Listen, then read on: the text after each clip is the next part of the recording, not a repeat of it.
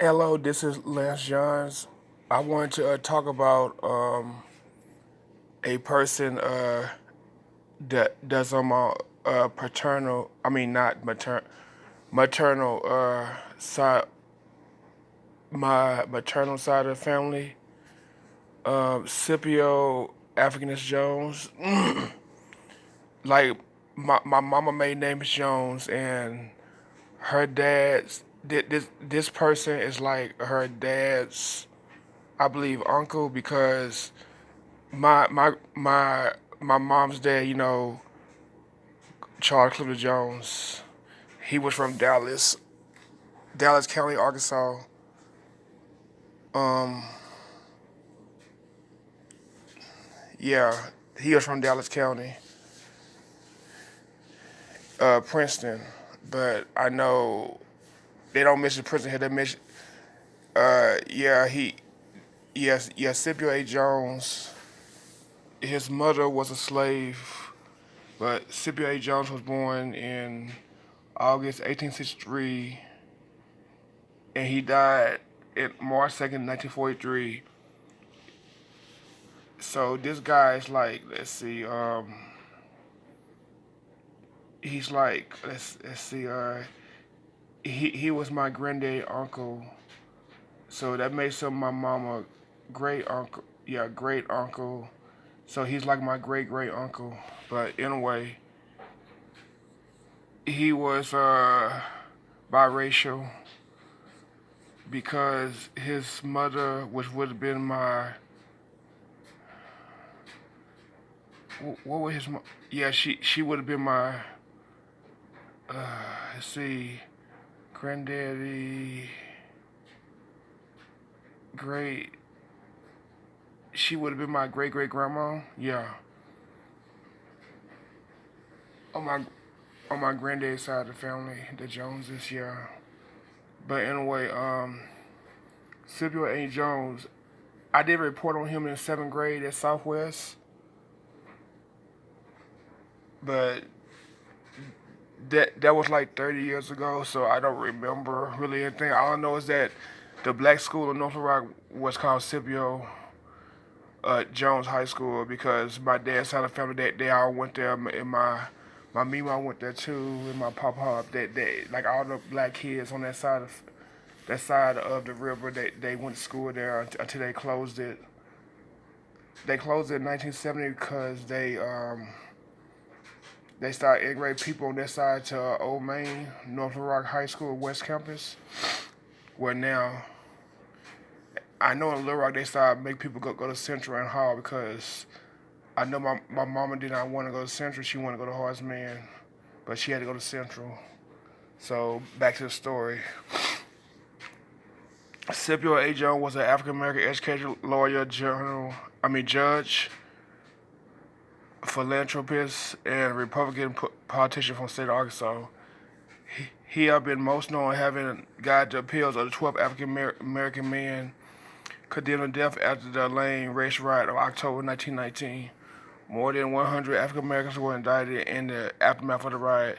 Although estimate 100 to 200 black men were killed in the county, among five whites. No whites were prosecuted by the state. The case was appealed to Arkansas Supreme Court, in which Moore versus Dempsey, 1923, was a set precedent reviewing the conduct of state criminal trials against the Due Process Clause at 14th Amendment of the United States Constitution. Okay. Oh shoot. Hold on, let me get back to the story because it just went off. Okay. Yeah, he was born as a slave in Smith Township near Tulip in Dallas County in southern Arkansas. George, Jones, God.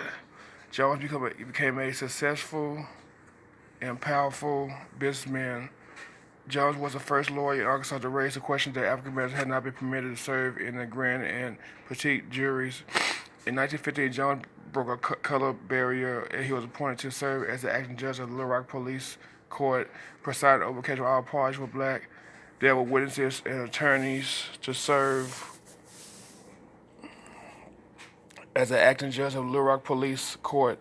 presided over a case where all parties were black, as were witnesses and attorneys except the city attorney who supported to have a Negro judge preside at this particular trial. Judge also represented Negro shrines as part of a success defense efforts to keep them from using the names and paraphernalia of the Shriners organization. But like I was saying, Jones' mother name was Jemima Jones, which would have been my great great grandmother. Okay, she was 15 years old when she had him. She was raped by um a person. I'll mention them in a minute. Okay,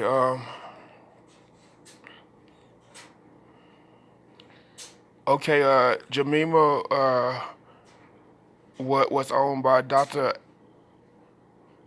Adolphus and Carolyn Jones, who signed her as company of the daughter Teresa when the girls was young. Teresa was a year younger, became Jemima's best friend. Teresa's parents died when she was 9 years old, and Teresa and Jemima moved in the house of her uncle, Dr. Sanford Remy. And he was the one who raped Jemima, and he was Scipio's father. That's so terrible. But Scipio attended the black schools near his hometown. In 1883, he moved to Little Rock at 20 years old and took preparatory courses at Philadelphia College. Then in 1885, he graduated from Shorter College in North Little Rock, which is also, like Philander, it is a historic black school, black college. But I went to Philander for a semester. It was an easy school, um, but they didn't have the classes that I wanted to take. I mean, I would have stayed there, but it was kind of expensive too, and I wasn't doing any college loans or grants or anything, which I should have did, but I didn't know any better. But that's over with. But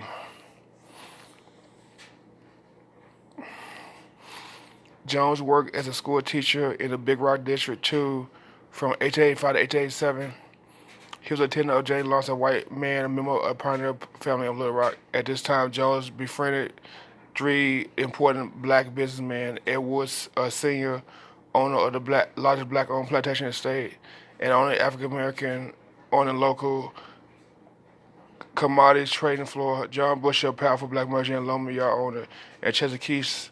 These three initiated Jones in the Preston Hall Freemasonry, a secret fraternal society of prominent African Americans who pool resources and ideals of liberty, equality, and peace. Jones was offered to work as a janitor of the law office of the U.S. District Court Henry C. Caldwell, Judge T.B. Martin, and Attorney S.A. Gilcor. While there, he began to read law books in his free time. He also became apprentice under Circuit Judge Robert J. Lee. Jones passed the Arkansas Bar Exam in 1889, where he began his studies. Arkansas had no law school for African American students, and reading law in a statute firm was still a common way for men to study the law and prepare for the bar. Okay, Jones joined the Republican Party and ran unsuccessfully ran for state representative in 1892. He was a delegate of the Republican National Convention several times. In 1891, the Democrat-controlled Arkansas General Assembly passed new election laws, making it more complicated and eliminating numerous illiterate voters together in a poll tax amendment passed 1892. These measures disfranchised most blacks in the state and many poor whites. The Republican Party offered Jones a position of recorder of the deeds in the District of Columbia, ambassador of the Republic of Haiti, but he declined both of those positions. The Republican Party in the state suffered a substantial loss. Due to the disfranchisement measures, Jones became involved in struggles between the lily whites and the blacks and the tans within the Republican Party. In 1902, Jones helped organize a state of black Republicans to challenge the lily whites and Democrats in the city of Little Rock general election. The struggle reached a breaking point in 1920 when the blacks nominated J.H. Blount,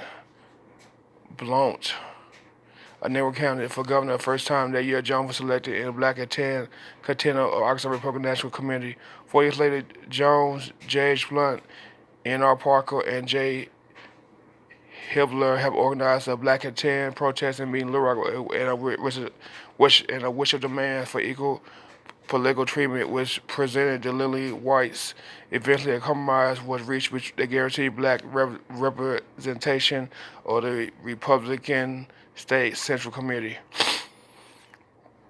Okay, Jones was a successful, powerful businessman. He was the founder of People Ice and Fuel Company, which has distinction being the only black-owned, black-operated ice manufacturing company and only black-owned and black-operated fuel company in the U.S. He extended a relationship with Eddie Wood Sr. and John Bush when they supported the formation of the Arkansas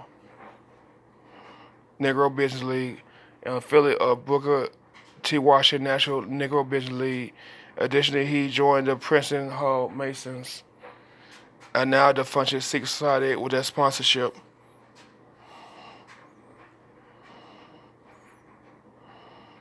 During the administration of Mayor Ben D. Brickhouse of Little Rock Clearinghouse, composed a representative for 10 banks of Little Rock that declined to make a loan to the city. When Brickhouse mentioned the fact that Jones asked the mayor how much money the city needed. The mayor said $75,000. Jones said my clients will have $120,000 on deposit in the banks of Little Rock, and if the clearinghouse would not let you have the money, my clients will. After hearing the conversation, the clearinghouse agreed to lend the city $75,000. Jones was accepted into the American Bar Association in 1889. Shortly after, he admitted to practice a circuit court of Pulaski County, which includes Little Rock, of course, Little Rock, North Rock, Sherwood, Maumelle, Jacksonville, Riceville, Sweet Home, Camac Village. But back then, Little Rock was like the main city.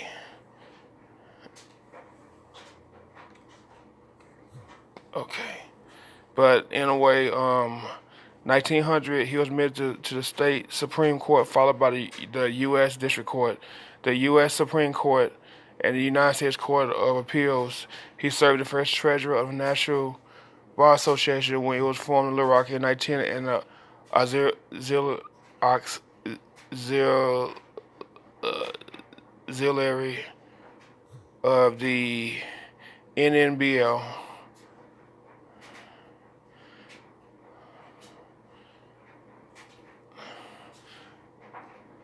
Let me just say the NNBL is the National Negro Business League. I'm just trying to say it because people may forget about what I'm saying. Okay. Whew. I'm just taking a breath because I'm just reading. Whew. Okay. Jones was a national, attorney for the General Mosaic Temples of America, organization founded by Johnny Bush and Sylvester W. Keats.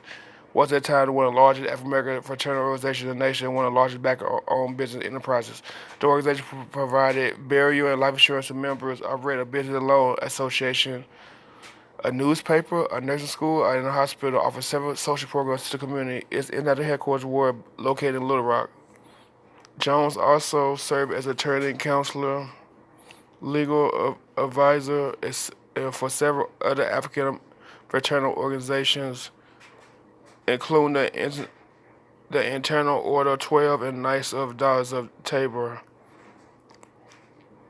which also had headquarters in Arkansas, a few blocks from the Mosaic Templars, but he successfully defended the Grand Lodge of the Knights of the Fighters when Arkansas Insurance Committee attempted to put them out of business.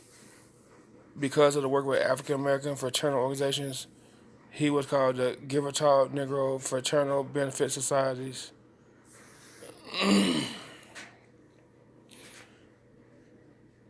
I'm just gonna say, I believe that Scipio A. Jones was my great grandfather's brother.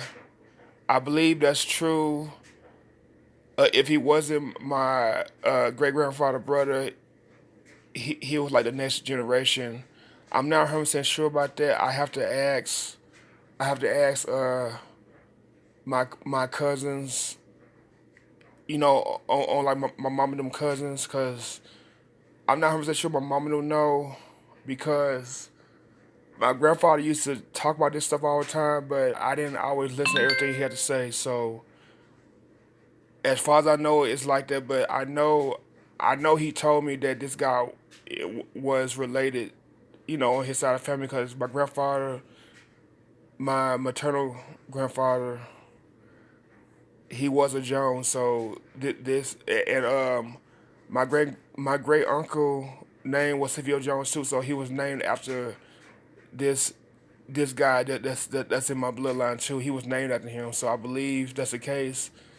If not, it could be a generation under, because I know my grandfather was born in 1930, and he was the youngest kid, and the rest of his siblings was born like the 1920s, I believe.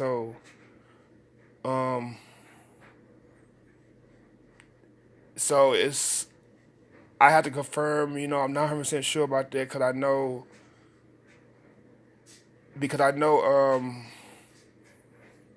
that my grandfather parents, they died between the 50s and the 60s. I know my granddaddy mama died, I believe, in the 1950s, and I know my great grandfather died in the 1960s. Yeah, so I know Scipio Jones died in 1943, so I'm not.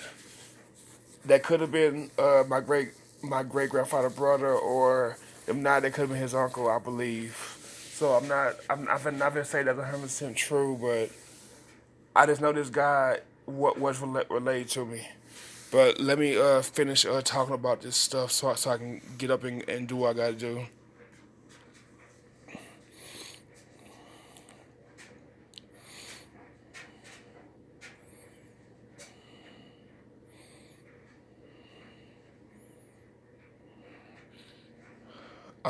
I kind of lost. Okay, excuse me. Jones also served as the attorney, counselor, and legal advisor for several other African American fraternal organizations, including the International Order of 12 and Knights of the Dallas of Table, which also had a headquarters in Little Rock, a few blocks from the Mosaic Templars. He successfully defended the Grand Lodge of Knights Order Pioneers when the Arkansas Insurance Commission attempted to put them out of business. Because of his work with the African American fraternal organization, he was called a Givertall of Negro Fraternal Benefit Societies. In 1915, when Fred A. Isgreg was judge of Little Rock Police Court, Isgreg disqualified himself in the case. City Attorney Harry C. Hale nominated Jones to act as a judge, as all the parties were black, as were witnesses who attorneys except Hale. Hale thought we'd probably have a Negro judge preside as this particular trial. Judge was elected special judge. The election of the Negro justice was so angered. W. W. N. Lee, a white lawyer from Little Rock, was originally from Mississippi. He engaged in fisticuffs with Hale for nominating Jones. He said he would never live and say what white people would let like a Negro. Well, times have changed. The trial was held by 10 o'clock in the morning, and Lee left the state about 4 o'clock afternoon and never returned. Good. Okay. 1924, August 26th, the Plastic Democratic Convention met in session. The meeting packed with anti-Klan delegates who assisted in attending meeting verbal relations at a secret fraternity, which the first at which a direct attack was ever made and by Democratic Party in the county against the KKK, which had been active since 1921. Shredding this scatting this news citation. Yes, wait a minute. I'm trying to pronounce the word. The denunciations of the order was made by the chairman of the convention. Fred A. Iskrig and Secretary of the County Central Committee, Frank H. Dodge. These were both received applause. Iskrig traded the history of Leroy Clinton and politics trying to fight was made to obtain control of the school board, the county offices, and the members of the state legislature. Loyal to the district, he pointed out further that election judges and clerks were chosen with citizens of Klansmen, including C.P. Newton, the Democrat candidate for the county judge.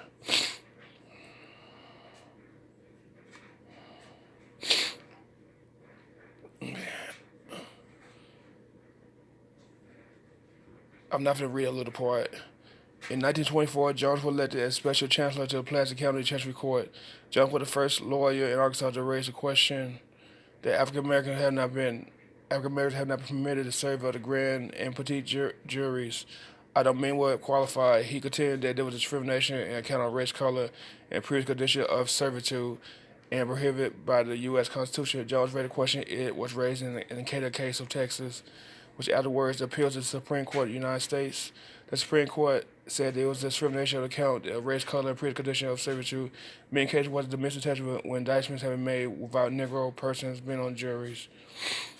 Following the ADOT case in Georgia, many suits of injustice were brought in other states against Negro Shriners to keep them from using the name and Farrah for nearly Shriners.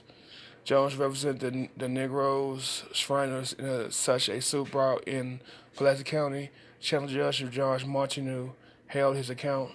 Jones also assisted in a trial case at Houston, Texas, against the Negro Shriners. The White Shrine Temple sold his paraphernalia to the Negro Shrine Temple, then enjoined the Negro Shrines from using the paraphernalia. The case was carried to the U.S. Supreme Court, where ruled the Negroes had the right to use the paraphernalia on the grounds of estoppel. Okay, the Lane 12, 1919, October 1919. Okay, Jones is most famous for his skillful defense of the Lane 12. 12 black sharecroppers that were sentenced to death for allegedly being involved in the murder of a white man during the Lane race riot in October 1919. The 12 men have been convicted and sentenced to death by a white jury in a series of trials that said been lasted approximately 20 minutes. The plight of the Lane 12 and 8 other black men that convicted to prison for participating in the riot quickly made international headlines. The organizations offer assistance to the Arkansas Conference of Negro Organizations, ACNO, the NAACP, and the National Equal Rights League, NERL. The ACNO and the NERL joined together to hire Jones as the defense attorney for the 99 convicted men. The NAACP hired former State Attorney General George W. Murphy as defense attorney for Lane 12. The two attorneys were friends and decided to work together. George Murphy died unexpectedly after they started the retrial of 6 murder defendants in May 1920 at the Winter Appeals in Arkansas Supreme Court. Jones took the lead in guides of the appeal process. After much internal debate, the NAACP temporarily retained Jones at place for Murphy, making him brief the sole attorney for all 99 defendants. He successfully continued with more et al. Defendants, which cases were reviewed by U.S. Supreme Court. Jones is credited with being the author of all the brief used before the court. When it was time to argue the Lane 12 before the Supreme Court, the NAACP decided to replace Jones with Moorfield Stoner of Boston, the founding president of the NAACP since 1909, and former attorney U.S. Attorney Ulysses S. Bradley of Little Rock. Jones continued to support the case, and in 1923, the Supreme Court ruled Moore versus Dempsey, and for the first time, the collateral attack through habeas corpus was permissible on the state appeals court decision. It was a landmark precedent that marked the court review of state criminal cases at the point of due process law of the 14th Amendment.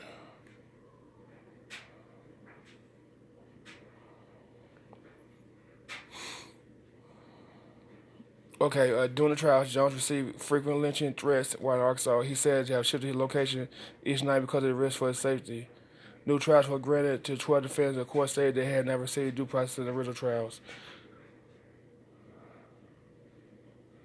Okay, so the 12, the 12 men, six of them were their cases wasn't missing. The other 12 they had to serve in prison, 12 years in prison.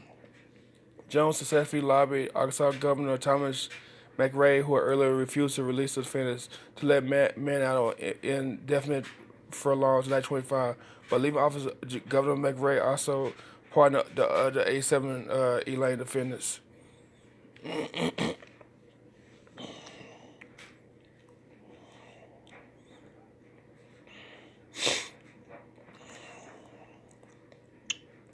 So I guess the other men, they got out and the rest was pardoned in 1925. Okay. The hours before Governor-elect Tom Jefferson Turro, the Klan member, assumed office during speech, became one of the largest KKK rallies in Arkansas history. The night before the inauguration, Turro vowed to execute the 6 main Elaine defendants as his first official duty in office.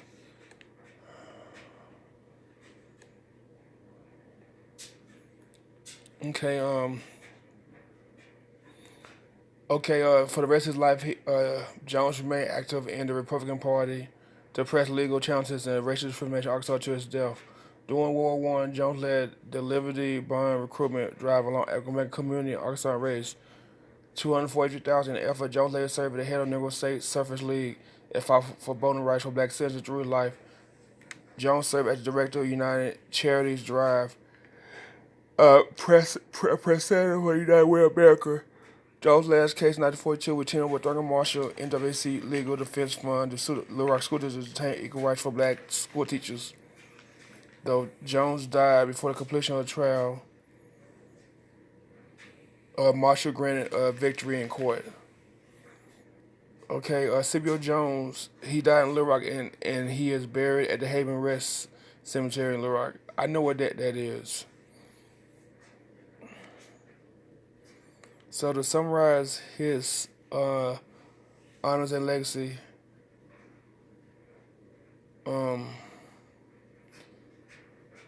he did receive an honorary doctorate degree, but it don't say from where. The high school in North Little Rock, like I said before, was named after him. The black high school in North Little Rock. Little Rock, it was Dunbar, and then later Horace Mann. So, but that school was built and named after him. But Scipio Jones High School was built on land originally owned by his business colleague Eddie Wood Sr. And then his house in Little Rock, it's by Dunbar. I know it's either on Cross Street. Is it on Cross? I know it's in between Chester and High Street, which is Martin Luther King. Right now, yeah.